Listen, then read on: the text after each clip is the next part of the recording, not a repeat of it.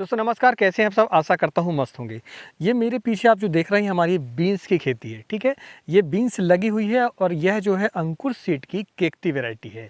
देसी सेगमेंट में है। इसकी जो लंबाई है आप देख सकते हैं, लगभग 1 फीट की इसकी लंबाई है। कलर भी बढ़िया आता है, ना ज़्यादा डार्क आता है ना ज़्यादा हल्का आता है। और इसकी खूबी सबसे बड़ी ये है कि देसी होने के कारण इसकी जो मार्केट पर रेट है आपको सबसे ज़्यादा मिलते हैं। अब अभी के समय पर यदि हम बात करें इसकी, तो इसके जो रेट हैं वो लगभग 40 रुपये केजी हमें मार्केट पर मिल रहे हैं। लेकिन सबसे बड़ी समस्या ये है कि इस समय पर इसका उत्पादन हमें उतना नहीं मिल पा रहा है जितना जो नॉर्मल समय पर होना चाहिए। तो आज इस वीडियो पर हम समझने की कोशिश करेंगे कि यदि हमें ठंड के समय पर उत्पादन अच्छा लेना है, फूल अच्छे लेने हैं, फलों का साइज अच्छा लेना है, तो हमें ऐसे कौन से पोषक तत्व हैं जो हम पौधे पर दें तो हमें जो है फल और फूल ज़्यादा मिलें। तो चलिए दोस्तों वीडियो की शुरुआत करते हैं। मैं हूँ राकेश साहू, आप देख रहे हैं एग्रो जीवन बातें किसान की। यह आपका अपना चैनल है। इस चैनल आपको जो भी जानकारी दी जाती है यदि पसंद आए तो वीडियो को लाइक करें और चैनल पहली बार है तो चैनल को सब्सक्राइब करें।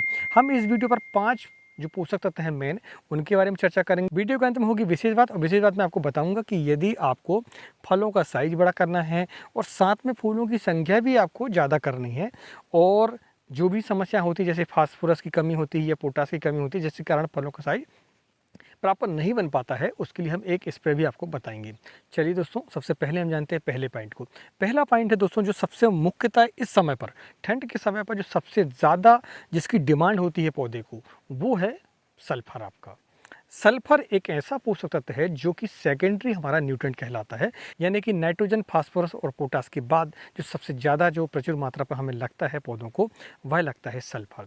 सल्फर को आप बेसल डोज के रूप में भी, सल्फर बेंजोएट के नाम से जो आता है उसको भी आप दे सकते हैं जब भी आप बेड बना रहे हो तब, या फिर आपको बाद में देना होता है। तो बाद एक तो होता है हमारा ड्रिप के माध्यम से और दूसरा होता है हमारा स्प्रे के माध्यम से। यदि आपको ड्रिप के माध्यम से देना है तो भी बढ़िया है, लिक्विड सल्फर को आप ड्रिप से भी दे सकते हैं। और जो 80% वाला जो हमारा सल्फर आता है पाउडर फॉर्म वाला, उसको भी आप जो ड्रिप के माध्यम से दे सकते हैं। लेकिन जब हम सल्फर का स्प्रे करने की बात आती है, तो यदि फ्लावर हैं आपकी फसल पर, जैसे कि हमारे फ्लावर हैं, अभी फल भी हैं, तो इस समय पर यदि हमें स्प्रे करना है सल्फर का, तो हम इसके लिए लिक्विड सल्फर का इस्तेमाल करेंगे। तो उससे क्या होगा कि जो फ्लावर ड्रॉपिंग की समस्या कभी कभी सल्फर के कारण देखने को मिलती है, वह हमें ये समस्या नहीं आएगी। इसलिए जब भी आप फ्लावरिंग स्टेज हो आपकी, तो लिक्विड सल्फर का इस्तेमाल आप जो है स्प्रे के रूप में कर सकते हैं। आपको किसी प्रकार के पोषक तत्व उसके साथ में स्प्रे नहीं करने हैं, इस बात का आपको ध्यान रखना पड़ेगा। तो आप ड्रिप के माध्यम से भी जो मात्रा देंगे वो लगभग 1 केजी प्रति एकड़ के हिसाब से आप दे सकते हैं। जब हमारी बेसल डोज की बात आती है तो बेसल डोज पे आप 10 किलो प्रति एकड़ के हिसाब से आप बेसल डोज के रूप में सल्फर बेंजेट को दे सकते हैं। जहाँ तक लिक्विड सल्फर की बात है स्प्रे के रूप में, तो 2 ml प्रति लीटर के हिसाब से आप उसका इस्तेमाल कर सकते हैं। ये रहा दोस्तों हमारा पहला पोषक तत्व जिसकी आवश्यकता अभी के समय पर हमारी फसल को सबसे ज़्यादा होती है। अच्छा, इसके काम अगर हम देखें तो सबसे बड़ा काम तो ये है इसका कि एक तो ये फंगिसाइड भी है। आप इसका जो इस्तेमाल है, जैसे पाउडर मिल्डी वगैरह इस समय पर आती है खासकर, उसके लिए आप जो है पाउडर मिल्डी की रोकथाम के लिए आप सल्फर का इस्तेमाल कर सकते हैं। यह एक तरीके से कॉन्टैक्ट फंगिसाइड का काम करता है।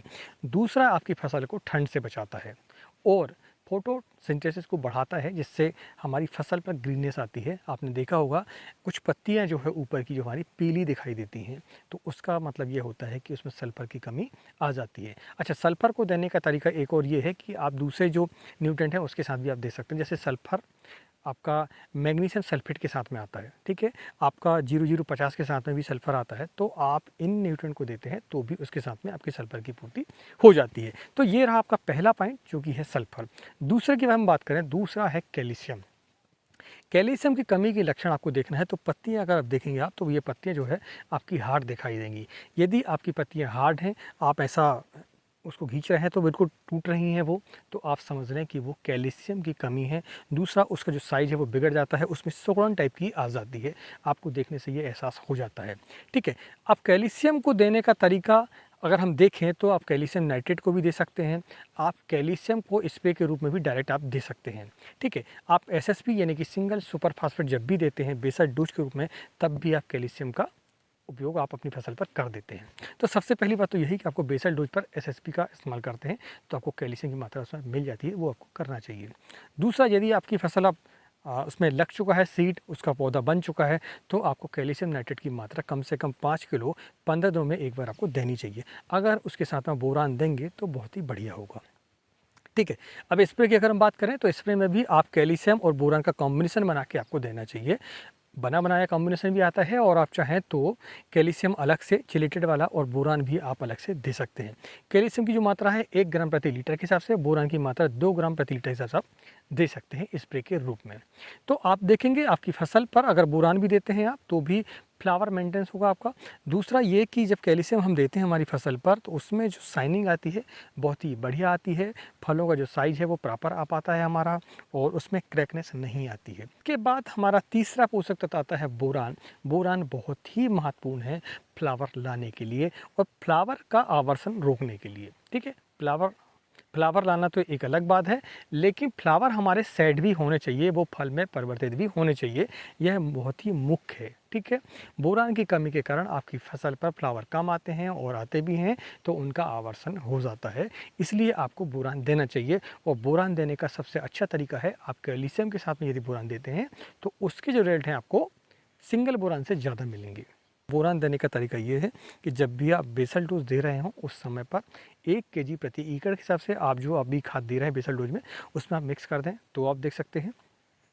दूसरा, उसमें यदि आपकी फसल लग चुकी है तो आपको स्प्रे के रूप में भी देना चाहिए और आपको ड्रिप के माध्यम से भी देना चाहिए।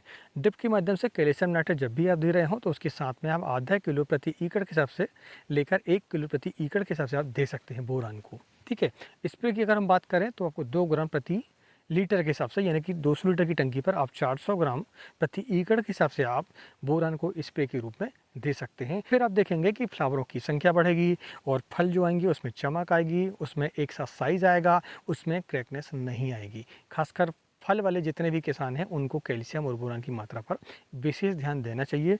और जितने भी बड़े साइज के हमारे फल होते हैं उनमें जो क्रैकनेस आती है वह बोरान और कैल्शियम की कमी के कारण आती है। ठीक है, अब जिन फसलों पर ज़्यादा फ्लावर हमें चाहिए रहते हैं, जिनकी हार्वेस्टिंग हमें रेगुलर चाहिए रहती है, तो उन फसलों पर हम देखें तो हमें 15 दिन में कम से कम आधा किलो से लेकर 1 किलो तक बोरान हमें प्रति एकड़ के हिसाब से ड्रिप पर देना चाहिए और एक स्प्रे तो कम से कम आपको निकालना ही चाहिए।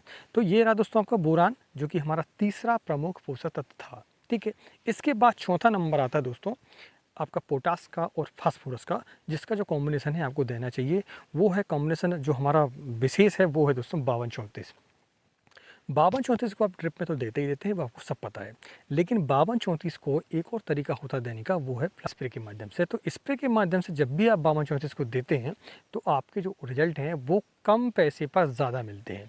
जो आप ड्रिप से देते हैं जो रिजल्ट आपको 5 किलो प्रति एकड़ के हिसाब से मिलेगा, वही रिजल्ट आपको 1 किलो प्रति एकड़ के हिसाब से आपको रिजल्ट देखने को मिलेंगे। फास्फोरस की कमी खासकर ठंड के समय पर हमें ज़्यादा देखने को मिलती है, तो आप देखेंगे उसकी जो रिजल्ट हैं आपको कहाँ मिलेंगे, पत्तियों पर मिलेंगे। पत्तियाँ आपकी खासकर आप टमाटर की देखना तो वो नीलापन आपको दिखाई देगा।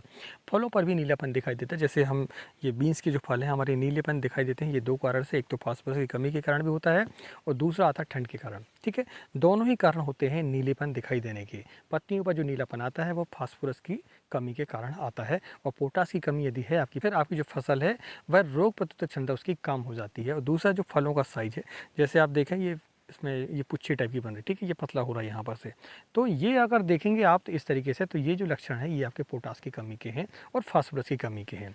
इस बात को आप समझें कि फास्फोरस का एक और काम होता है फ्लावरिंग को लाना।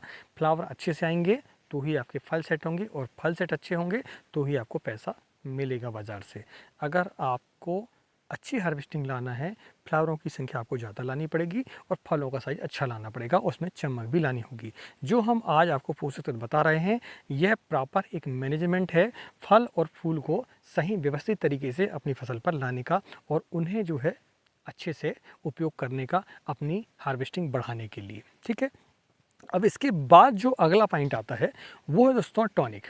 टॉनिक आपने काफ़ी सुना होगा नाम इसका कि हमें टॉनिक देना चाहिए, टॉनिक देना चाहिए, लेकिन टॉनिक भी जो मन में हमारे कन्फ्यूजन रहता है वो बहुत ही होता है। इसमें कई प्रकार के टॉनिक, जैसे हम देसी भाषा में सिर्फ टॉनिक ही बोलते हैं, लेकिन उसमें पीजीआर, पीजीपी और टॉनिक, ये तीनों अलग अलग चीज़ें होती हैं। अब इस वीडियो पर हम जानेंगे टॉनिक के बारे में। तो टॉनिक का मतलब होता है कि अपनी फसल को जो है, अपनी फसल पर जब भी स्ट्रेस होता है तो उसे निकालने के लिए, नए फ्लावर लाने के लिए जिस हार्मोन का कहें या फिर जिस जैसे सीवीड वगैरह होता है उसका इस्तेमाल करते हैं, जिस भी तत्व का इस्तेमाल करते हैं उसे हम टॉनिक बोलते हैं, फ्लावरों की संख्या ज़्यादा लाने के लिए, पौधे को स्ट्रेस से बचाने के लिए। तो उसमें यदि हम देखें तो आप ठंड के समय पर अगर हम देखें तो एप्पो कंपनी का सागरिका बहुत ही बढ़िया है। आप उसे बेसल डोज के रूप में भी दे सकते हैं 10 किलो प्रति एकड़ के हिसाब से।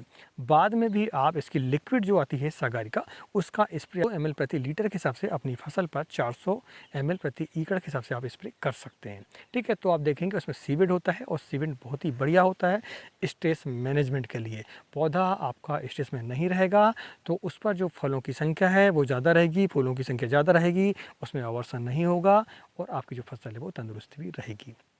ठीक है, एक तो ये हो गया। दूसरा, आप इसके लिए अमीनो एसिड और फॉल्विक एसिड का भी इस्तेमाल कर सकते हैं स्प्रे के रूप में।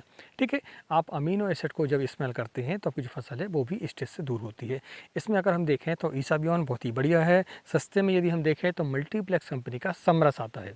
ठीक है, उसका भी आप इस्तेमाल कर सकते हैं और उसकी जो मात्रा है आप 400 ml से लेकर 500 ml प्रति एकड़ के हिसाब से अपनी फसल पर स्प्रे के रूप में इस्तेमाल कर सकते हैं। यदि और कोई दूसरा भी अमीनो एसिड आपको इस्तेमाल करना है तो आप ले सकते हैं, ईसाबियोन भी आप ले सकते हैं। फनटेक प्लस वो भी स्ट्रेस मैनेजमेंट के लिए बहुत ही बढ़िया होता है। तो इस तरीके से आप जो है सीविड का या फिर अमीनो एसिड का, फॉल्विक एसिड का, आप कभी कभी आपको जिब्रेलिक एसिड का भी इस्तेमाल आपको करना चाहिए।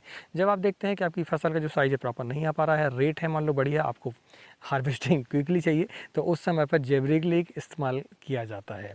ठीक है, और दूसरा इस्तेमाल तब किया जाता है जब आपकी फसल ग्रोथ नहीं ले रही हो। ठीक है, उसकी जो वेजिटेटिव ग्रोथ है वो नहीं हो पा रही है, तो उसके लिए भी जिब्रेलिक एसिड का इस्तेमाल किया जाता है स्प्रे के रूप में।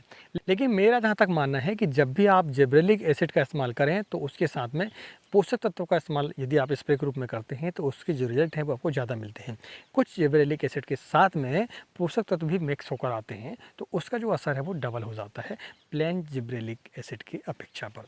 तो ये हमने आपको आज इस वीडियो पर 5 प्रकार के जो प्रमुख पोषक तत्व हैं जो पौधे को चाहिए ठंड के समय पर खासकर, हमने आपको बताए हैं। यदि ये जानकारी अच्छी लगी हो तो वीडियो को लाइक करें और चैनल पहली बार तो चैनल को सब्सक्राइब करें। अब हम जानते हैं इस वीडियो की विशेष बात दोस्तों ये है कि जब आपको ऐसा लगता है कि आपकी फसल पर फ्लावर कम आ रहे हैं और फलों को जो साइज़ है वो भी बढ़िया नहीं आ पा रहा है, हार्वेस्टिंग जल्दी नहीं आ पा रही है, तो उसके लिए आप इस समय पर आप क्या इस्तेमाल करें, आपको 5234 लेना है लगभग 700 से 800 ग्राम प्रति एकड़ के हिसाब से, और उसके साथ आपको गोदरेज डबल 100 ml लेना है। ठीक है, और इसका दोनों का मिला के आपको स्प्रे कर दें आप, तो आप देखेंगे फूल भी बढ़िया आएंगे और फल भी बहुत ही बढ़िया आएंगे। आप चाहें तो इसके साथ में ईसाबियोन का भी इस्तेमाल कर सकते हैं, अमीनो एसिड भी उसमें मिल जाता है। दोस्तों, ये जानकारी आपको कैसी लगी? इसी तरीके से खेती संबंधी जानकारी लिए आप चैनल को सब्सक्राइब करें और यदि आपका कोई सवाल हो तो भी आप कमेंट के माध्यम से हमसे पूछ सकते हैं। मिलते हैं एक नई वीडियो में एक नई जानकारी के साथ, तब तक नमस्कार। जय हिंद, जय किसान, जय जवान।